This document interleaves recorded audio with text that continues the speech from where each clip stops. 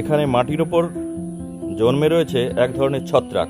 তাদের ফ্রুট বডিগুলো মাটির ওপর দৃশ্যমান রয়েছে এবং আজ আমি দেখাচ্ছি এখানে এদের যে স্পোরগুলো কিভাবে বিস্তৃত হয়।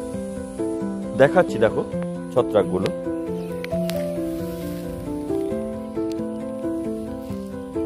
এইগুলো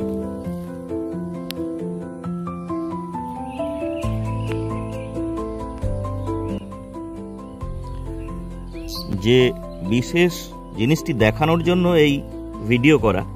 দেখো এদের স্পোরগুলো কিভাবে বিস্তার লাভ করে।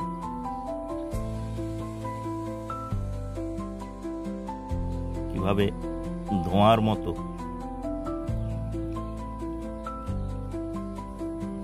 একটু চাপ দিলেই কিভাবে ধোঁয়ার মতো এই স্পোরগুলো ছড়িয়ে পড়ছে। দেখো বাতাসে।